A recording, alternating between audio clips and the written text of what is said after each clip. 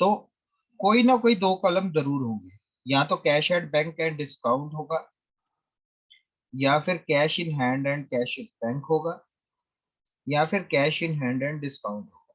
ठीक है, कोई ना कॉलम जरूर होगा, कोई ना कोई दो कॉलम जरूर होगा। वैसे ही in triple column cash book there are three different columns. एक कॉलम होगा कैश एट हैंड, और दूसरा होगा कैश एट बैंक, और तीसरा होगा डिस्काउंट। ठीक है, तो ट्रिपल कॉलम में तीन कॉलम होंगे। नेम सजेस्ट करता है सीधा सीधा कि डबल कॉलम में दो कॉलम। दो कॉलम में आपके तीन आपके पास ऑप्शन होते हैं, कौन कौन से?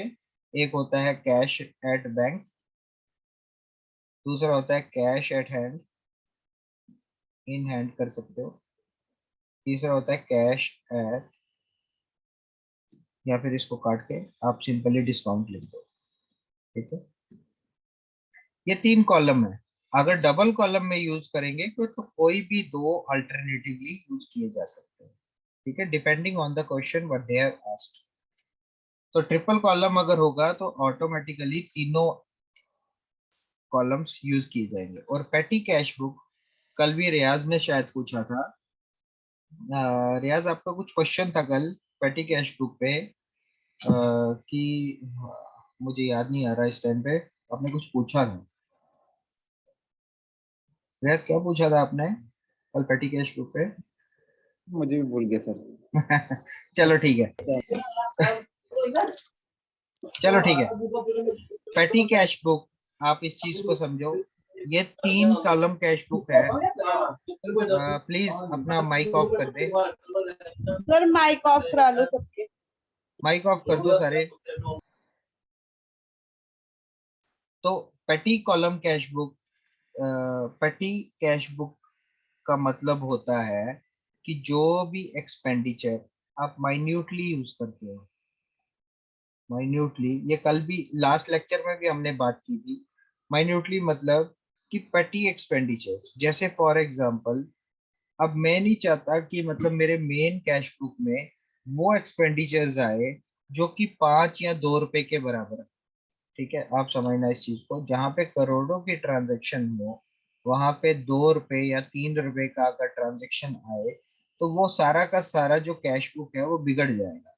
ठीक है, क्योंकि आप 2-3 रुपए उसमें ऐड करोगे तो ऐसा नहीं है लेकिन नहीं कर सकते, बट द थिंग इज कि आपका जो हिसाब किताब है जो कि करोड़ों में होने वाला है, वो आपका 2-3 रुपए से थोड़ा सा बिगड़ जाएगा। इसलिए हम क्या करते हैं, जो माइन्यूट एक्सपेंडिचर्स होते हैं या फिर पेटी एक्सपेंडिचर्स होते हैं, उसके लिए एक सिंपली एक छोटा सा मुलाजिम रख देते हैं, या फिर छोटा सा एक कैशियर रख देते हैं जिसका नाम होता है सब कैशियर। मैंने आपको पिछले लेक्चर में भी बताया था। और उसके पास कुछ पैसा रख देते हैं। ठीक है, जैसे 1000 रुपया उसको मैंने दे दिया, और मैंने बोला कि जो भी महीने में खर्चा होगा वो आप करोगे। ठीक है, तो वो क्या करता है, 2-3 रुपए या 10 रुपए या 20 रुपए का जो भी खर्चा होता है वो एक डायरी मेंटेन करता है। ऐसे लेमैन में सरकारी दफ्तरों में जाओगे आप, तो एक कैशियर क्या करता है, क्लास फोर्थ को पैसा दे देता है। ठीक है, जैसे 1000 रुपया दे देता है, और वो क्या करता है कि उस छोटी सी एक डायरी मेंटेन करता है, वहां पे 10 रुपए 20 रुपए के हिसाब से एक मेंटेन करता है रोज के रोज। ठीक है, और उसमें क्या करता है, सिंपली क्या करता है, लास्ट में जैसे ही उसका हिसाब किताब महीने का खत्म हो जाता है, तो सिंपली एक क्या करता है, 1000 रुपया फिर से दे देता है ताकि वो एक्सपेंडिचर करे। और समझो इस चीज को, अगर वो 1000 रुपया उसको दिया था उस मंथ में, और उसने 900 रुपया खर्च किया, और जो 100 रुपया होगा ना, वो जो बचा होगा, that will be always taken as asset. Please इसको ध्यान में रखना। मैंने आपको ये बताया कि जो भी बैलेंस होता है वो हमेशा एक एसेट की तरह क्रिएट किया जाता है। और कल को अगर क्वेश्चन आए आपको, तो हमेशा उसको एसेट रखना, ना कि लाइबिलिटी या फिर एक्सपेंस या फिर इनकम। ठीक है, कहीं क्वेश्चन, ये बहुत इंपॉर्टेंट क्वेश्चन है, इस चीज को ध्यान में रखना कि जो भी बचा हुआ बैलेंस होता है आउट ऑफ पेटी एक्सपेंडिचर, आउट ऑफ पेटी कैश फ्लो, वो हमेशा एसेट माना जाता है। ठीक है, तो ये हमारा एक बेसिक है कैश बुक का। इसके अलावा आगे चलते हैं हम सिंगल कॉलम कैश बुक, जो कि पहला कैश बुक है। इसको हम अच्छे से पढ़ते हैं। मैंने आपको बताया सिंगल कॉलम कैश बुक में सिंपली क्या होता है, एक कॉलम होता है एक कॉलम जो कि एक रिसिप्ट साइड होता है और दूसरा एक पेमेंट साइड होता है। एक रिसिप्ट साइड का मतलब होता है वो जो डेबिट होता है, और पेमेंट साइड वाले को हम क्या बोलते हैं, क्रेडिट बोलते हैं। ठीक है, हमेशा याद रखना। लेफ्ट साइड मैंने आपको बताया था कि debit is something which is written on the left side and credit is something which is written on the right side. ठीक है, तो जो भी एंट्रीज होंगी जो आपने रिसिप्ट की होंगी, ठीक है, रिसिप्ट की होंगी वो आपकी लेफ्ट साइड में आएंगी, और जो भी आपने पेमेंट की होंगी वो आपकी राइट साइड आएंगी। दानिश, वो आपकी राइट साइड में आएगी। ठीक है, तो ये आपकी ट्रांजेक्शन्स है। तो बताओ पहली ट्रांजेक्शन का जर्नल एंट्री क्या हो?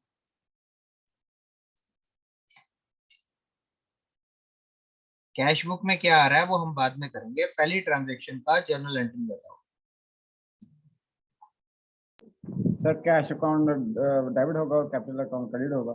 राइट, ठीक है, कैश अकाउंट डेबिट होगा और कैपिटल अकाउंट क्रेडिट होगा। ठीक है, cash account debit and capital account credit. ठीक है, तो हमने सिंपली यहाँ पे जब भी बात करनी है तो ये कैश बुक ऊपर लिखा हुआ है, ये देखो, इस चीज को नजर रखो कि वो किस बात की बात कर रहा है। वो सिंपली कैश बुक की बात कर रहा है। ठीक है, कैश अकाउंट की बात कर रहा है, कैश बुक का मतलब कैश अकाउंट की। तो यहाँ पे देखो कैश अकाउंट क्या हो रहा है, डेबिट हो रहा है। तो सिंपली आपने क्या करना है कि आपने रीजन प्लॉट करना है कि कैश अकाउंट डेबिट किसकी वजह से हो रहा है। तो पहली ट्रांजैक्शन में अगर देखा जाए तो जर्नल एंट्री है cash account debit to capital account. तो कैश अकाउंट क्या हो रहा है, डेबिट हो रहा है। तो कैश अकाउंट, आप इसको इस तरह प्लॉट कर सकते हो, कैश, इसको समझ सकते हो, कैश अकाउंट क्या हो रहा है, डेबिट हो रहा है। जैसे कि यहाँ पे कैश अकाउंट डेबिट हो रहा है, कैश अकाउंट डेबिट हो रहा है, और सिंपली आपने रीजन प्लॉट कर देना है कि किसकी वजह से हो रहा है। ठीक है, तो किसकी वजह से हो रहा है, टू कैपिटल अकाउंट। समझ रहे हो? तो आपने क्या करना है, सिंपली इस ट्रांजैक्शन को सिंपल वे में समझना है। पहले तो आपको इसकी जर्नल एंट्री पास करनी है, और जैसे ही जर्नल एंट्री आपने पास कर दी और उसके बाद देखना है कि कैश अकाउंट क्या हो रहा है। जहां भी कैश अकाउंट इन्वॉल्व होगा वहां पे देखना है कैश अकाउंट क्या हो रहा है, और जो रीजन होगा जिसकी वजह से वो डेबिट या क्रेडिट हो रहा होगा वो दूसरी साइड प्लॉट कर देंगे। वैसे ही नेक्स्ट ट्रांजेक्शन देखो, purchase computer for cash 50,000 rupees. Computer account आपका debit debit, cash account credit cash account क्या होगा, क्रेडिट क्रेडिट होगा। ठीक है, मैंने यस जो नए बच्चे हैं उनको एक चीज हमेशा याद रखनी है कि एसेट जब भी क्रिएट होता है तो वो डेबिट होता है, एसेट जब भी डिलीट होता है तो वो क्रेडिट होता है, लाइबिलिटी जब भी क्रिएट होती है तो वो क्रेडिट होती है, लाइबिलिटी जब भी डिलीट होती है तो वो डेबिट होती है, एक्सपेंसेस या लॉसेस जब भी क्रिएट या क्रिएट होते हैं तो वो डेबिट होते हैं, या फिर इनकम या फिर गेन जब भी क्रिएट होता है तो वो क्रेडिट होते हैं। इस रूल्स को रूल्स ऑफ जनरलाइजिंग बोला जाता है। These are rules of generalising according to modern approach. इस चीज को याद रखना। इसके अलावा ट्रेडिशनल अप्रोच भी है जिसको वो लगता है, मैंने वो लेक्चर्स में पढ़ाई हुई है, जिसको लगता है वो इजी है तो वो उस हिसाब से कर सकता है। मेन मुद्दा ये है कि आपको आंसर निकालना है। ठीक है, तो कंप्यूटर अकाउंट डेबिट हो रहा है और कैश अकाउंट क्रेडिट हो रहा है। तो आपने सिंपली देखना है, कैश बुक की बात की जा रही है, जब कैश बुक की बात की जा रही है तो आपने कैश की बात करनी है। ठीक है, तो यहाँ पे कैश अकाउंट क्या हो रहा है, क्रेडिट हो रहा है। ठीक है, तो कैश अकाउंट क्रेडिट हो रहा है, और किसकी वजह से हो रहा है, कंप्यूटर की वजह से। ठीक है, तो कैश अकाउंट क्या हो रहा है, क्रेडिट हो रहा है। तो क्रेडिट वाली एंट्री किस साइड आएगी, यहाँ वाली साइड आएगी। तो cash account credit, cash account, hold on, cash account credit हो रहा है, और किसकी वजह से हो रहा है? कंप्यूटर की वजह से, ठीक है। और 50,000 आप यहाँ लिख दोगे। आप हमेशा याद रखना कि जब यहाँ लिखोगे तो यहाँ 2 लिखना है, और जब राइट साइड लिखोगे यहाँ पे बाय लिखना है। इसका रीजन है, मैंने आपको शायद जर्नल में भी बताया था कि जब भी इसकी बात की जाए computer account debit to cash account, इसको दो तरीके से पढ़ सकते हैं हम। एक तो computer account debit to cash account, और इसको नीचे से भी पढ़ा जा सकता है। मैंने आपको ये बताया था कि कैश अकाउंट यहाँ पे क्या हो रहा है? क्रेडिट हो रहा है। तो किसकी वजह से हो रहा है? जब नीचे से पढ़ते हैं तो नीचे से पढ़ने के टाइम ये बाय हो जाता है, बाय कंप्यूटर अकाउंट, और जो कि क्या हो रहा है? डेबिट हो रहा है। अब जब इसकी बात करोगे और बिल्कुल आसानी से आपका ये वाली एंट्री प्लॉट हो जाएगी। कैश अकाउंट क्या हो रहा है? क्रेडिट हो रहा है। किसकी वजह से हो रहा है? Bye computer account. तो आप देख रहे हो यहाँ पे एंट्री बाय कंप्यूटर अकाउंट मिल जाएगी आपको, ठीक है। तो आपके हमेशा दो तरीके होते हैं इसको पढ़ने के, एक तो ऊपर से पढ़ो या फिर नीचे से पढ़ो। तो नेक्स्ट ट्रांजैक्शन कोई मुझे बताएगा क्या होगा?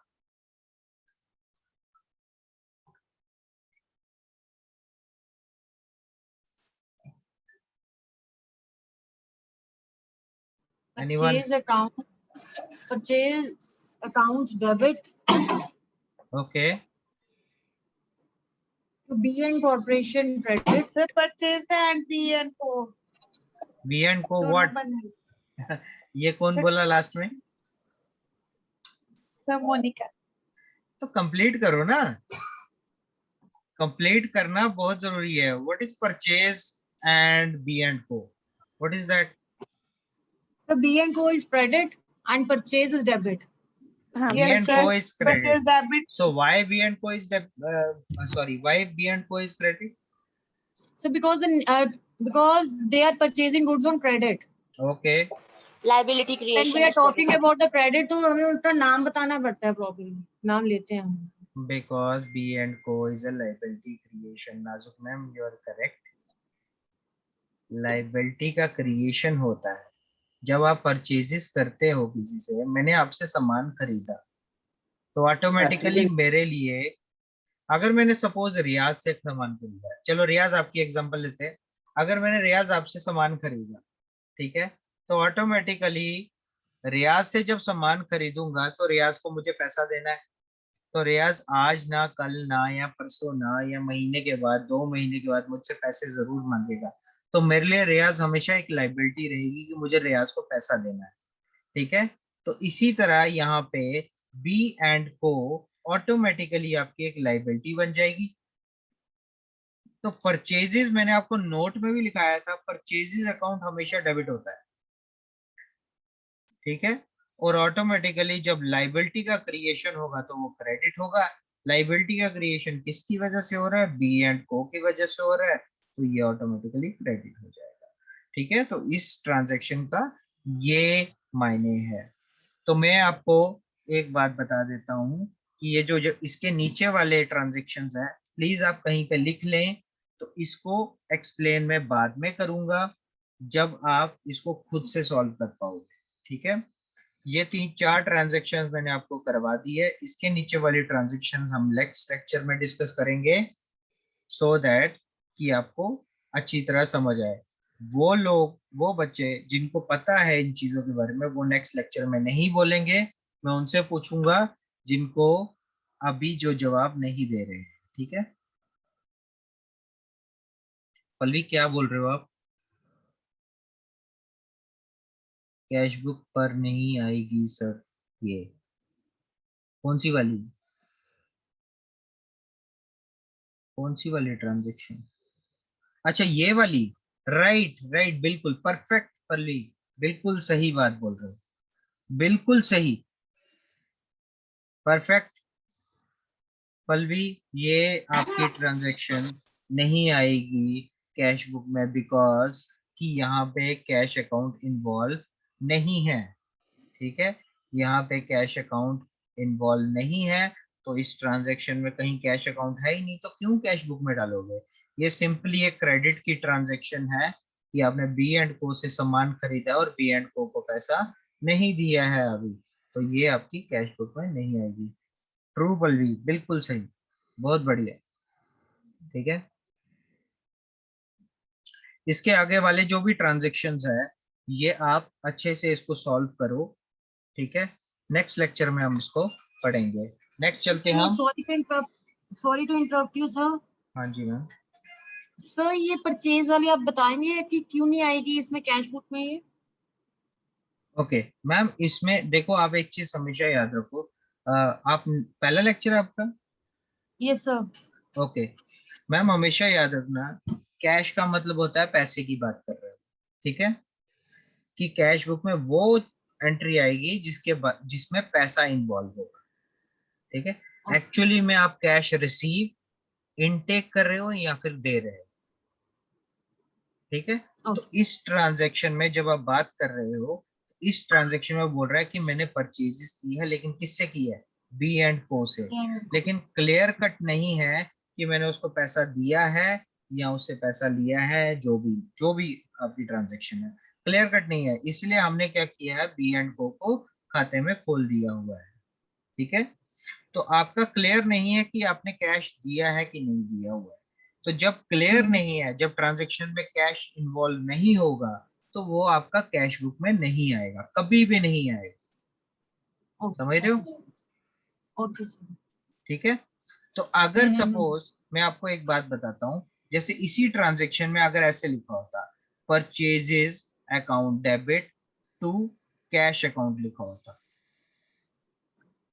ठीक है, और कैश अकाउंट क्रेडिट हो रहा था, तो ये ऑटोमेटिकली आपकी कैश बुक में आ जाता। कैश अकाउंट क्रेडिट होता तो क्रेडिट साइड में आपकी एंट्री आ जाती और यहाँ पे आप लिख देते by purchases account, right? Yes sir.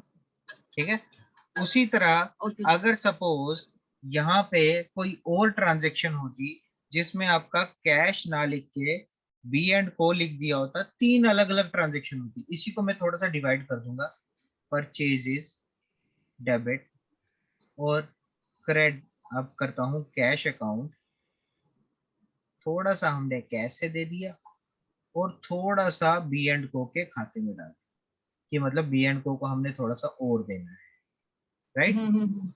Yes sir. ये आ गई तीन ट्रांजेक्शन, तीन अलग अलग डिफरेंट अकाउंट्स आ गए। ठीक है, इन्वॉल्व हो गए। तो इस केस में आपका जितना आपने कैश रिसीव किया है सिर्फ वही आपका इस खाते में आता, इसके अलावा जो बी एंड को का हिसाब किताब है वो इस खाते में नहीं आता। ये चीज मैं आपको जब हम लेजर डिस्कस करेंगे तो वहां पे इसको अच्छे से एक्सप्लेन करूंगा। ठीक है, तो आप हमेशा समझना, जिस भी ट्रांजैक्शन में कैश अकाउंट इन्वॉल्व है तो वही आपकी कैश बुक में आएगा। इसके अलावा कोई भी ऐसी ट्रांजैक्शन जिसमें कैश अकाउंट नहीं आपको दिख रहा है तो वो बुक्स ऑफ अकाउंट्स में नहीं आएगा। ठीक है, यस सर। ठीक है। So what's your name? आप जो न्यू स्टूडेंट हो आपका नाम क्या है? शिफाली। शिफाली, ओके, कोई बात नहीं, आप इस चीज को अभी ध्यान में रखो। आई एम गेटिंग यू कि थोड़ा सा डाउट हो सकता है आपको, लेकिन इस चीज को ना थोड़ा पकड़ने की कोशिश करो। इससे पहले वाले जो लेक्चर्स हैं हम आपको इजीली क्लियर करेंगे। अगर पहले लेक्चर जब पढ़ लोगे तो आपको यहाँ पे पहुंच के कोई डाउट नहीं रहेगा। ठीक है, ओके सर। ओके, नेक्स्ट में चलते हैं डबल कॉलम कैश बुक में। तो मैंने आपको बोला, यहाँ हमने डिस्कस किया हुआ है थोड़ा सा, कि जब भी बात करेंगे डबल कॉलम कैश बुक की तो आपके पास तीन ऑप्शंस है। कौन कौन से? कैश, बैंक और डिस्काउंट। सो कोई भी दो कॉलम्स होंगे, या तो कैश एंड बैंक होगा या फिर कैश एंड डिस्काउंट होगा या फिर बैंक एंड डिस्काउंट होगा। कोई भी दो कॉलम इन्वॉल्व होंगे। दो कॉलम मतलब कि दो कॉलम आपके रिसिप्ट साइड होंगे और दो कॉलम आपके पेमेंट साइड हो गए, ठीक है। जैसे कि फॉर एग्जांपल ये, इस चीज को ध्यान में दो, इस चीज को नजर रखो कि ये कैश बुक जो है डबल कॉलम कैश बुक है, इसमें एक कॉलम डिस्काउंट का है और एक कॉलम आपका कैश का है। जब अमाउंट लिखा गया है तो सिंपली आप इसको अंडरस्टूड करोगे ये आपकी कैश की बात कर रहा है, ठीक है। और इसी तरह एक तो डेबिट साइड में जिसको बोला जाता है रिसिप्ट साइड, और क्रेडिट साइड जिसको बोला जाता है पेमेंट साइड।